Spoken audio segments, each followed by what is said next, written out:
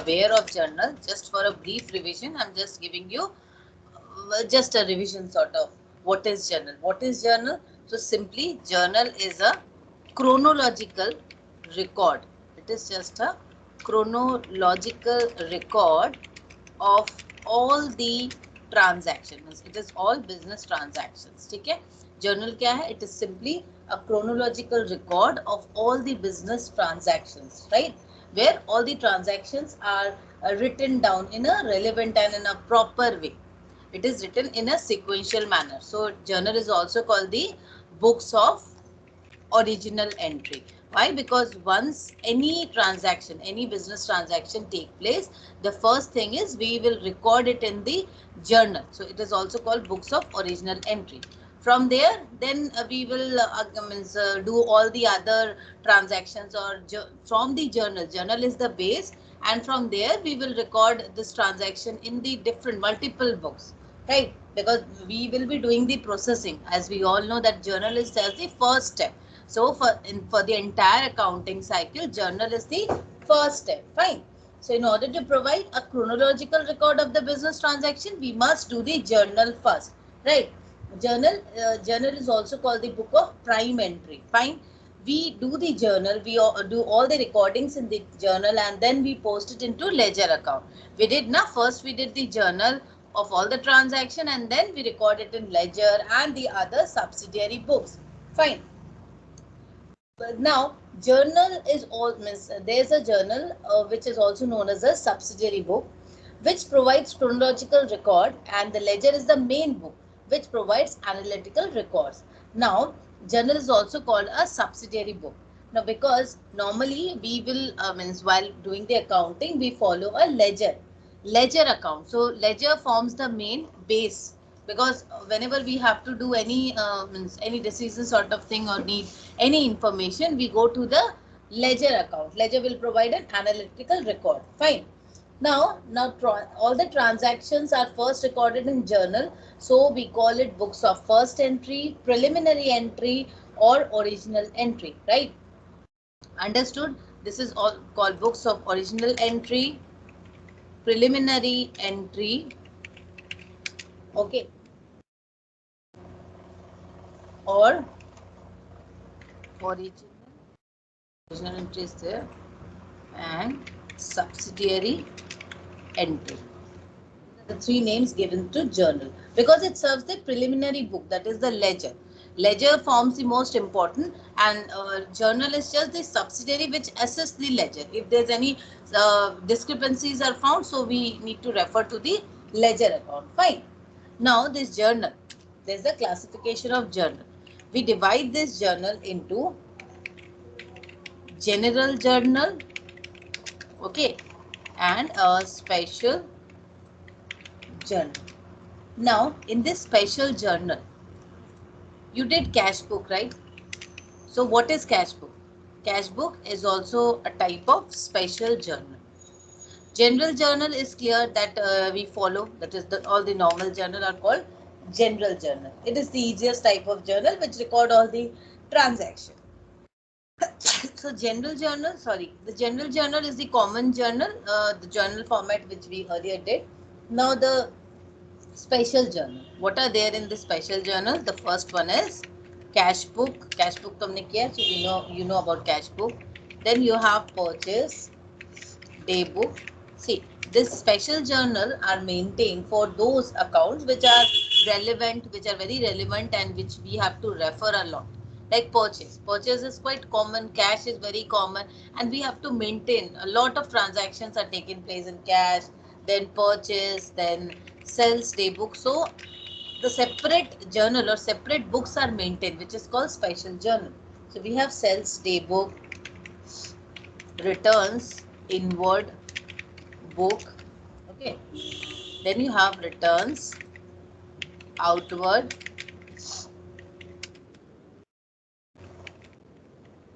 bills, ignore my spelling please, receivables, bills payable. So these are the different types of special journal. So normal journal or the general journal. General journal is the all-purpose journal where all the transactions are recorded. Whereas in case of special journal, we record only specific transaction related to cash, like cash book. In cash book, we record all the transaction related to cash and money, means cash, bank, and all those things. In purchase day book, we will record all the transaction related to purchase only. So uh, what happens is that when we need to refer to purchase, what is the amount of purchase, what are the purchases done, then it would be easier for us to just to refer to a purchase day book. We don't have to go through the entire journal, because journal, if you go to the general journal, there may be 1,000 transactions. Make this very simple. There are 1,000 transactions for maybe for a week, right? But I need to refer to purchase day book, or I need to know only the purchase amount. So in purchase, I found there are only 20 transactions. So don't you think it is very easy for us to refer to purchase day book, right? So we maintain the special journal. Is this clear? As of now, what is a journal? Journal is simply a chronological record of all the business transaction, right? Then journal is classified into special general journal and special journal. Now, specimen of journal, you know, we will be doing the sums, then you will be able to understand. Now, what are the functions of journal? Functions are, in theory question, you might get this. First is analytical functions. What is analytical function? Now, each transaction affect ledger account, right? And the amount which is debited or credited are first analyzed into debit or credit in the journal. So, analytical, the first function of a journal is it provides or serves as an analytical functional tool, because whenever we are recording all the transaction in journal, we need to first analyze all the transaction, means all the transaction, whatever transaction are being done, we need to first make a record of it. What we do actually, we need to record everything, each and everything we need to record. Analyze na ki which account is involved. Like let's say started, I'm taking an example. If you are recording a transaction, let's say started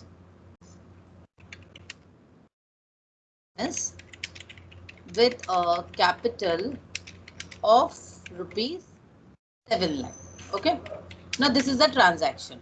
Now while entering or while recording this transaction, what will I do? I'll check what are the what is the impact of this transaction in the business. So I understood that cash is increased, right? Then again, capital or liability. I'm just writing it as capital side or the liability side is increased, right? Then what do I debit and what do I credit? So cash is a real account.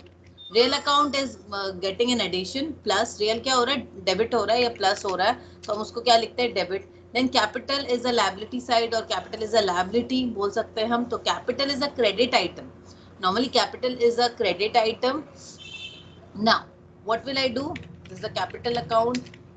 Now here, since capital is a liability item which is increasing, so when any capital item is increasing, what will I do? Credit that. So this way I am analyzing an entire transaction. देखो एक छोटा सा transaction है, but इसको हम लोग को कितना तोड़ के breakup करके analyze किया ना हमने, क्या plus हो रहा है, क्या minus हो रहा है, and then we record the transaction. So the first function of journal is analytical function, because here we take into consideration all the transaction which is affecting the ledger account, how it is affecting, which one to credit, which one to debit, and then we record it. Right. So the first function is analytical function, which is the function of journal. Second is recording function. Now this is very clear that we need to record. Journal is supported by all the narration. We record everything, all the transaction, right? Any reference of a transactions can be obtained from the journal with the help of a narration. So we record all the transactions in the first in the journal, and that too with the narration. So it helps us in means recording them in a proper manner, and also it supports as the base. Whenever we record, we can refer to the journal. Fine. Then final is the historical function.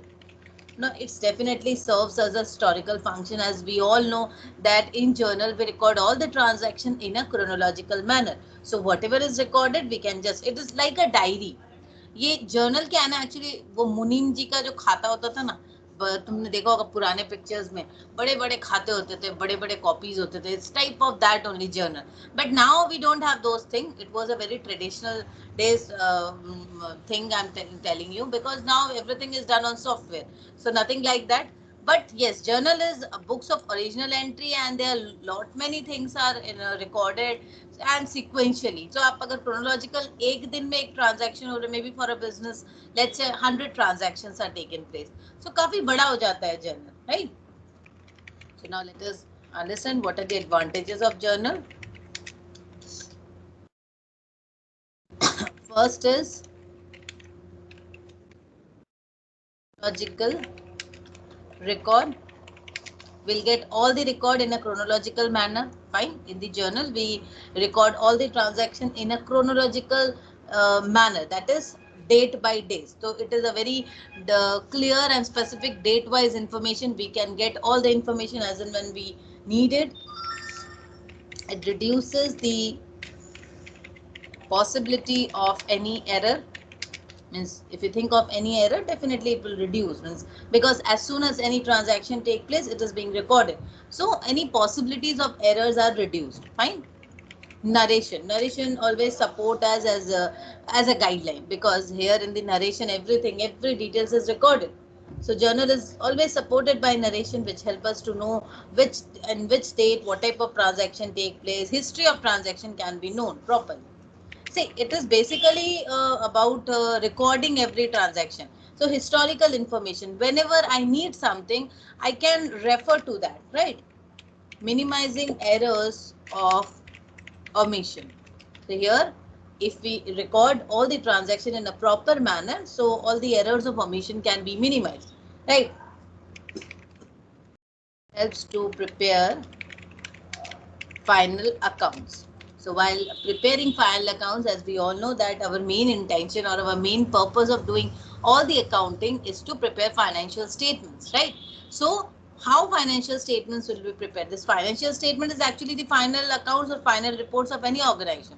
So if we don't prepare the journal in a proper manner, of if we must follow the accounting cycle, right? There is an accounting cycle by which only we can go to the final stage. So the first stage is journal. Then the next stage would be the ledger account. Then we follow the subsidiary books, like I'm just doing it like cash book. Then we have BRS. We also need to do accounting for depreciation. Then bad debts and provision, writing in this manner. And then we follow the trial. This is just a cycle. Accounting, this is called accounting cycle. So if I don't follow this cycle, I cannot reach to the final account stage. It's simple. If you don't clear class 1, 2, 3, 4, you cannot go to the class 10 boards, right? So same way here also you must follow the journal, ledger, cash book, all the accounting cycle process. So if this is right, journal is right, definitely this will be correct. Means final account will be right. If journal, the base itself is wrong, I cannot expect everything to be right, right?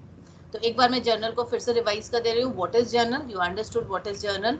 Journal कितना तरह का होता है? What is the functions of journal?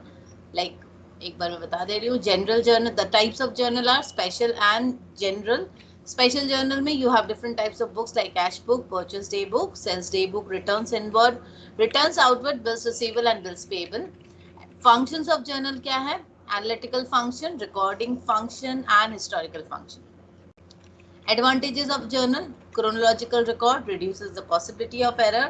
Narration, minimizing errors of omission, helps to prepare final accounts. Now you understood the advantages. Theory portion is complete. समझ में आ गया? Let me go through the practical. एक sums हम लोग कर लेते हैं. Is this clear? Unmute करके बोलो अगर कोई दिक्कत है तो. हाँ मैम. ठीक है ना? नहीं मैम. चलो ठीक है. So एक sums उधर मतलब अच्छा नहीं ठीक है. बोलो बोलो बोलो, कोई बात नहीं. एक बार आप फिर से नीचे वाला पार्ट दिखाएंगे? अच्छा जरूर दिखाएंगे, बोलिए. नीचे वाला वाला हाँ बस ठीक है, हो गया. डोंट वरी, मैं ये एक्सेल आप लोग को ये करने वाली हूँ, शेयर कर दूंगी, टेंशन मत लो। चलो, तो generalized the following transaction. Now मैं एक फॉर्मेट, मैं डायरेक्ट जर्नल के पहले मैं एक, हम लोग एक ये लेते हैं, क्या बोलते हैं, डिफरेंट ट्रांजैक्शंस को हम लोग एनालाइज करते हैं, then will move on to the format of journal, ठीक है। So the first is business with a capital of, चलो ये छोटा मोटा बिजनेसमैन है, इसका जो है 7,500 ही है capital. So the transaction is started business with a capital of 7,500, right. So before preparing the journal, first what we will do is, हम लोग एक जर्नल का इसके ट्रांजैक्शंस को हम लोग पहले एनालाइज करते हैं, इसका इम्पैक्ट क्या हो रहा है, what is the effect of transaction. So let us understand this, इसमें क्या हो रहा है, हमें इसमें समझना है। There is an increase in cash, right, cash increase हो रहा है यहाँ पर। तो जब कैश इंक्रीज हो रहा है, cash is a real account, ये तो हम लोग को पता ही है, कैश का कॉन्सेप्ट तो हम लोग को बहुत अच्छे से पता है, that increase in cash. Cash increase हो रहा है तो कैश क्या होगा, cash will be debited. And दूसरा क्या हो रहा है यहाँ पर, इंक्रीज इन कैपिटल, इंक्रीज हो रही है। Capital is a credit item, as we all know, capital liability, हम लोग पहले ही इसको देख चुके हैं कि हमारा डेबिट आइटम कौन सा है। एक बार मैं फिर से क्लैरिफाई कर देती हूँ, या मैं एक बार रिवाइज कर दे रही हूँ तुमको। डेबिट और क्रेडिट आइटम एक बार याद कर लो, एसेट्स आइटम, एक्सपेंसेस, लॉसेस, ये सब क्या हो जाता है हमारा debit item. Assets, expenses, losses normally हम लोग का डेबिट आइटम। क्रेडिट क्या है, capital, liability, and gains, and और एक है जो provisions and reserves, ये टर्म हम लोग बहुत यूज करते हैं, ठीक है। ये हम लोग का नॉर्मल याद रखो कि डेबिट के आइटम एसेट्स, एक्सपेंसेस, लॉसेस हैं, जो याद रखने में इजी रहेगा। क्रेडिट के आइटम है capital, liability, income and gains, provision and reserve, ठीक है। अभी किसी भी बिजनेस में अगर एसेट्स बढ़ रहा है तो हम लोग क्या करेंगे, उस आइटम को, डेबिट साइड है क्योंकि ये क्या है, एसेट क्या है, डेबिट आइटम। हम लोग गोल्डन अकाउंट, जो गोल्डन रूल्स हैं, गोल्डन रूल्स को तो हम लोग पढ़े, fine, but sometime it would be difficult for us to actually classify those accounts into personal, real and nominal। तो हम लोग क्या, ये बेसिक फंडा, ये बहुत इजी फंडा है, इसको याद रखो। अगर एसेट इंक्रीज हो रहा है तो एसेट डेबिट में जाएगा, कैपिटल इंक्रीज हो रहा है, देखो यहाँ पे कैपिटल इंक्रीज हो रहा है तो कैपिटल क्या होगा, क्रेडिट में जाएगा, ठीक है। ऑन दी अदर हैंड ये वाइजी वर्सा होगा, लाइक क्योंकि ये डेबिट आइटम है तो ये इंक्रीज हो रहा है इसलिए डेबिट हो रहा है, पर अगर ये डिक्रीज होता तो क्या होता, अगर कैश डिक्रीज होता, डिक्रीज इन कैश होता तो क्या होता, क्योंकि कैश क्या है, कैश हमारा डेबिट का आइटम है, कैश नॉर्मली हमारा ये एसेट है, तो मैं इसको यहाँ पर लिख देती हूँ एक बार, कैश भी तुम्हारा, तो कैश क्या है, डेबिट का आइटम है। तो कैश में, कैश अगर डेबिट आइटम है तो डेबिट इंक्रीज होगा तभी हम उसको डेबिट में डालेंगे, अगर डिक्रीज हो रहा है तो हम लोग उल्टा करेंगे ना, क्रेडिट कर देंगे उसको, ऑपोजिट होगी, ठीक है ना। तो चलो let's not move into that, अभी सिर्फ ये याद रखो। इस बिजनेस का फंडा समझ में आया, started business with a capital of 7,500, increase in cash, that is cash debit, increase in capital, capital credit, दोनों ही बढ़ रहा है, हमारा कैश भी बढ़ रहा है, कैपिटल भी बढ़ रहा है, क्लियर है। कैश डेबिट का आइटम है तो डेबिट हमने प्लस किया, कैपिटल क्रेडिट का आइटम है, दोनों ही इंक्रीज हो रहा है तो दोनों को ही हमने सिर्फ बिठा दिया दोनों साइड में। इज दिस क्लियर, अनम्यूट करके बोलो। Yes ma'am. Okay, next is opened a bank account, opened a bank account with SBI for ₹2,000। देखो इसमें क्या हो रहा है, एक बैंक अकाउंट हमने ओपन किया, ठीक है। तो यहाँ पर क्या हो रहा है, दो अकाउंट इन्वॉल्व हैं, क्या क्या इन्वॉल्व है चलो मैं बता दे रही हूँ। एक है आपका बैंक और एक है आपका कैश, इंक्रीज हो रहा है और कौन सा डिक्रीज हो रहा है बोलो। Open a bank account with SBI for ₹2000। देखो ये दोनों ही आइटम जो है बैंक और कैश दोनों ही डेबिट के आइटम है ना। अभी क्या हो रहा है, या आप इसको रियल अकाउंट भी समझ सकते हो, रियल अकाउंट के हिसाब से भी अगर आप समझो तो क्या है, दोनों ही रियल अकाउंट है। Debit what comes in, credit what goes out, दोनों तरीके से ही मैं समझा दे रही हूँ। तो अभी क्या हो रहा है, open the bank account with SBI for ₹2000। तो क्या हो रहा है, बैंक में मेरा पैसा गया, मैंने जब एक बैंक अकाउंट ओपन किया तो बैंक में मैंने पैसे डाले ना, 2000 रुपए मेरे पैसे बैंक में डाले, तो बैंक में क्या हो रहा है, पैसा इंक्रीज हो रहा है, इंक्रीज इन बैंक, बैंक के अकाउंट में तो पैसा इंक्रीज हुआ मेरा, तो ये क्या होगा, डेबिट होगा।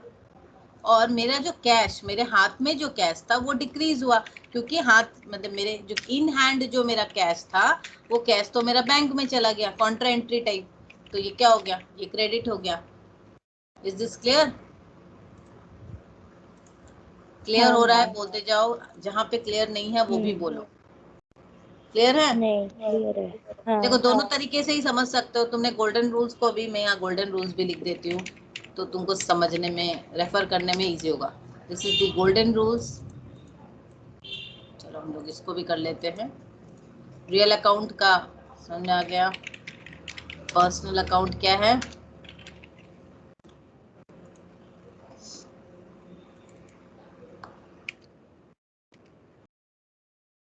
Debit the receiver, credit the giver, है ना। Then you have nominal account. Nominal account में क्या है, debit all expenses and losses, credit all income and gains। ठीक है, तो नाउ दिस इज क्लियर। आपको गोल्डन रूल्स भी यहाँ रेफर कर सकते हो और ये शॉर्टकट रूल जो है ये भी रेफर कर सकते हो। ठीक है, you can refer any rule, now it is up to you which one to use. तो दोनों ही तरीके से समझ गए कि यहाँ पर क्या हो रहा है, बैंक और कैश दोनों ही हमारा डेबिट का आइटम है। बैंक और कैश इज माई एसेट्स, तो दोनों ही मेरे डेबिट के आइटम है। तो क्या हो रहा है, इंक्रीज जब हो रहा है उसको डेबिट कर रहे हैं, जब डिक्रीज हो रहा है उसको क्रेडिट कर रहे हैं। और you go with this real account फंडा। रियल अकाउंट में भी देखो what is it, golden rules में हमको दिख रहा है, debit what comes in, credit what goes out. तो बैंक में मेरा पैसा इंक्रीज हुआ तो डेबिट कम्स इन, डिक्रीज मेरा कैश हो रहा है, credit what goes out, cash मेरे पॉकेट से निकला और वो बैंक में गया। क्लियर है? हाँ मैम। हाँ हाँ नहीं बोलो, अभी ट्रांजैक्शंस को तुमको भी बोलना है। ठीक है। Paid commission to X for ₹300, क्या होगा बोलो। कौन कौन सा अकाउंट इसमें इन्वॉल्व है, पेड कमीशन अभी। हाँ कमीशन अकाउंट और कैश अकाउंट। हाँ, कमीशन और कैश अकाउंट इन्वॉल्व है, ठीक है। कमीशन और कैश तो इन्वॉल्व है। अब कमीशन क्या है, कमीशन कौन से अकाउंट में जाएगा, कमीशन डेबिट होगा, कमीशन डेबिट होगा, क्यों होगा, क्योंकि कमीशन क्या हुआ, इंक्रीज हुआ। कमीशन इंक्रीज हुआ, कब पर कमीशन होता क्या है, कमीशन इज एन एक्सपेंस, खर्चा हाँ। है ना। हाँ। ये तो, अब देखो ये तो लिखा नहीं है यहाँ पे कमीशन रिसीव्ड और कमीशन पेड, बट हाँ। नॉर्मली जब हम लोग का कमीशन दिया रहता है तो we consider it as expenses. तो मतलब मैं मान के चल रही हूँ कि एक एक्सपेंसेस है। ओके, तो increase in expenses, so commission is debited. Okay, cash का क्या हुआ, क्रेडिट, हुआ क्योंकि वो because there is a decrease decrease in हुआ। Cash in. हाँ। ठीक है, वेरी गुड। चलो now let us move towards fourth transaction. Number 4, purchase goods, purchased goods from K and company for cash ₹1000। क्या दिया है? परचेज गुड्स फ्रॉम के and company for cash ₹1000। क्या होगा इसमें? कौन कौन? परचेज अकाउंट और के एंड कंपनी अकाउंट। के and company. Yes, purchase goods. यहाँ पर दो चीज इन्वॉल्व है, परचेज और कैश। यहाँ पे के एंड कंपनी का हमें जरूरत नहीं है क्योंकि यहाँ पे कैश में है, it is not a credit, तो क्रेडिट नहीं है तो हम लोग तो हाँ कैश, हाँ तो, कैश, सॉरी। तो जब हम परचेज कर रहे हैं तो क्या हो रहा है? मेरे पास क्या आ रहा है? मतलब गुड्स आ रहे इंक्रीज इन हैं, स्टॉक। हाँ, स्टॉक, हाँ। इंक्रीज इन स्टॉक, तो हम उसको क्या बोलेंगे? Purchase debit. ये भी याद रखो, परचेज हमेशा डेबिट होता है और सेल्स हमेशा क्रेडिट होता क्रेडिट है, होता और रिटर्न्स वाइज वर्सा होगा। परचेज रिटर्न है। क्रेडिट, हाँ सेल्स रिटर्न डेबिट, उल्टा होगा। हाँ। तो increase in stock, so purchase is debited, and then again hmm decrease in cash, क्योंकि खर्च हुआ है ना। हम्म तो सीख गई तुम, तो एनालिटिकल फंक्शन अच्छे से कर पा रही है। चलो नंबर 5 में जाते हैं। Purchase goods from mister Z for ₹2000। यहाँ पे क्या हो रहा है? Purchase goods from mister Z for ₹2000। यहाँ पर सीधी सी बात है, मैंने परचेज किया, ये तो हमें क्लियर है कि इंक्रीज इन हाँ। स्टॉक, तो purchase account is debited, but cash में पेमेंट तो नहीं किया क्योंकि यहाँ पे कहीं भी मेंशन नहीं है पेमेंट की बात। तो क्या हो रहा है हाँ, हमारा? तो इधर मिस्टर जेड को पकड़ेंगे। Z को क्यों पकड़ेंगे? तो क्या हो जा रहा है? उसको तो हम क्या? पकड़ेंगे, ठीक है, पर क्यों पकड़ेंगे? Increase in liability, because he will be my creditor, so मैं ओ अच्छा। क्रेडिटर अकाउंट को क्रेडिट करूंगी।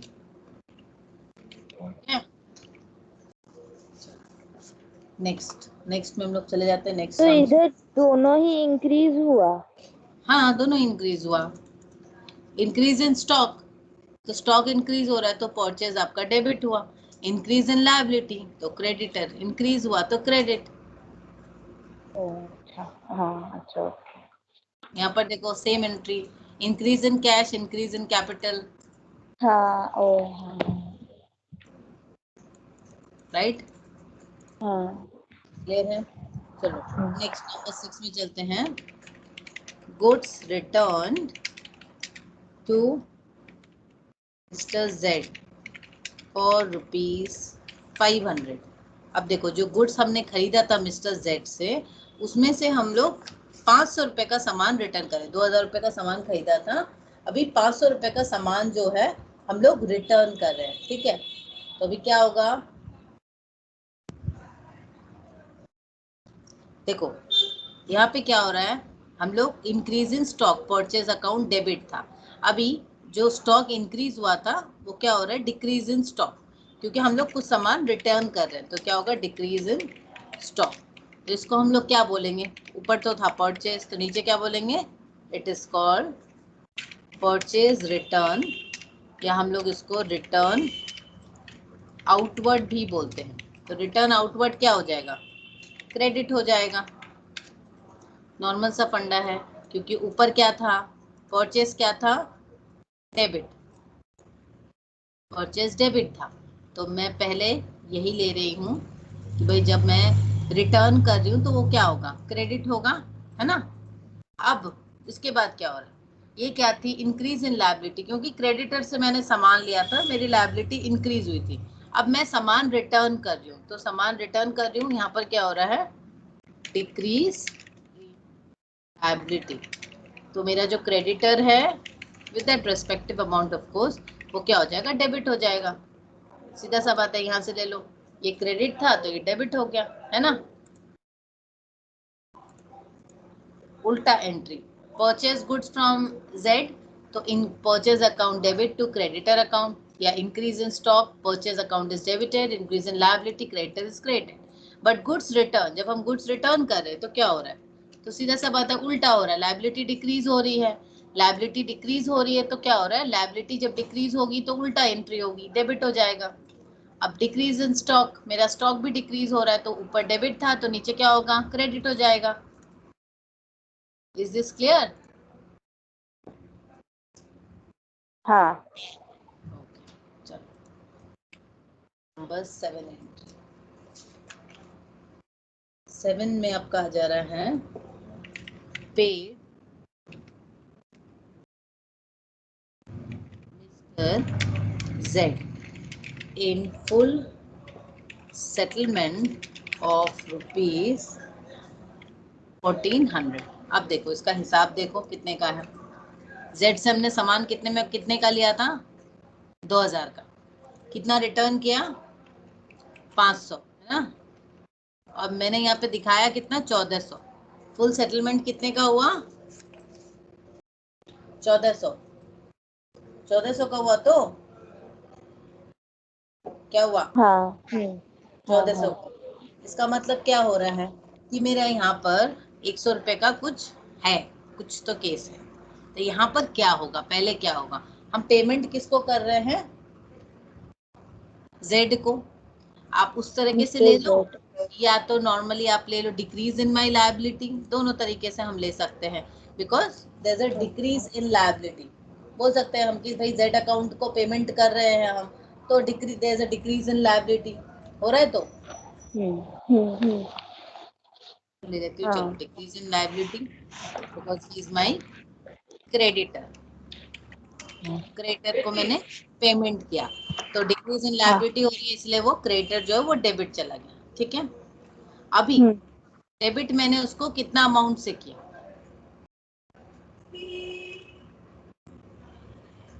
उसके पास कितना गया? मेरा जो क्रेडिटर था वो कितना अमाउंट का था? 2000 में से 500 गया, तो कितना बचा?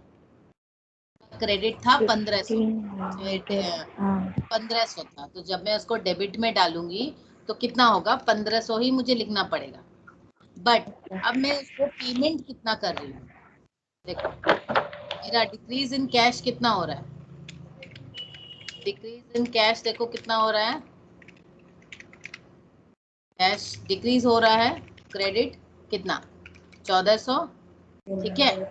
और देखो रिसीव डिस्काउंट, ये यहाँ पे लिखा हुआ नहीं है, लेकिन ये हमको लिखना पड़ेगा, दिखाना पड़ेगा आपको कि भाई मुझे क्या बोलते हैं, डिस्काउंट 100 रुपए का जो डिफरेंस है वो मुझे क्या मिल रहा है? मुझे 1500 के जगह 1400 देना पड़ रहा है, तो 100 I am receiving as discount, है ना? तो मैं इसको यहाँ लिख देती हूँ, discount received, which is normally discount received actually आप इसको समझ लो, this is an income, ये प्लस हो रहा है ना मेरे लिए, so this is my discount, discount credit हो रहा है 100। इस तरीके से हम पूरे ट्रांजैक्शंस को रिकॉर्ड करेंगे। देखो सीधी सी बात है, paid to mister Z in full settlement of ₹1400, पर हमने देखा ऊपर में हमारा ट्रांजैक्शन कितना का था? Purchase goods from mister Z for ₹2000। 2000 का सामान मैंने खरीदा, ठीक है, 2000 का सामान मैंने खरीदा था, उसमें से 500 का return. What was the purchase amount? 2000, return was 500, then the amount due was, due कितना था मेरा? It was 1500 was due, but I paid in full settlement what, मैंने फुल सेटलमेंट में कितना दिया? 1400, देन डेफिनेटली आई रिसीव्ड, मैं इसको मान के चलूंगी, I received a discount of ₹100, so I need to show this. तो मुझे इसको दिखाना पड़ेगा। कैसे दिखाएंगे? लायबिलिटी मेरी डिक्रीज हुई, क्रेडिटर को मैंने पेमेंट किया, तो creditor account is debited with the amount 1500, right? क्योंकि वैसे भी क्रेडिटर क्रेडिट था, आप पेमेंट कर रहे हैं तो ही इज डेबिटेड। दोनों आप एस्पेक्ट से ले सकते हो, या तो आप इसको रियल अकाउंट के हिसाब से लो, या आप इसको सिंपल साइज फंडा में लो कि इट वाज क्रेडिट, तो अब जब सेटल करेंगे तो डेबिट पे चलेगा। नाउ जब हम पेमेंट कर रहे हैं, decrease in cash, so this is credited, ठीक है ना? क्रेडिट हुआ तो कितना हुआ? 1400 मैंने पेमेंट किया। अब ये जो डिस्काउंट है फॉर 100 रुपीज का, इसका हम क्या करेंगे? It is an income, income and discount is actually a what? It's a nominal account. Nominal account है ना discount, discount is what? This is a nominal account item, nominal account है ना? हाँ डिस्काउंट हमें हाँ दिखता तो मैम। नहीं है, तो डिस्काउंट इज अ नॉमिनल नहीं। अकाउंट, तो when I am receiving this as income which is a nominal account, definitely तो क्या होगा, क्रेडिट में होगा। This is the entire transaction settlement का। ओके, एक हाँ मैं इधर मैम। देखती हूँ, received interest on investment for ₹400, received interest on investment ₹400। यहाँ पर क्या हो रहा है, हमें एक इंटरेस्ट मिल रहा है ऑन इन्वेस्टमेंट, 400 रुपए का हम लोग को इंटरेस्ट मिल रहा है on investment.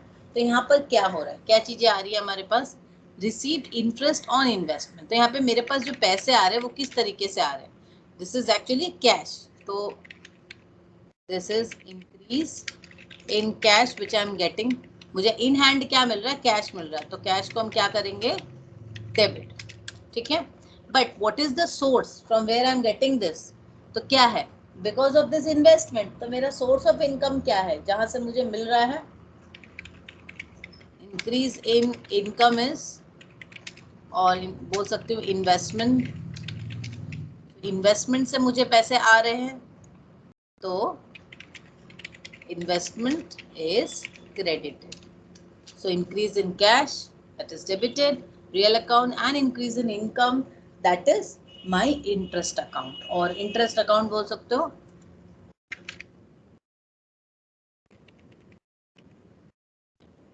increase in income is my interest, so cash account is debited and interest account is credited।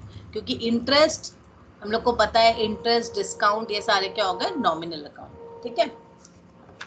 आज 8 तक ही रहने देते हैं ट्रांजैक्शंस, कल हम लोग आगे करेंगे। ओके।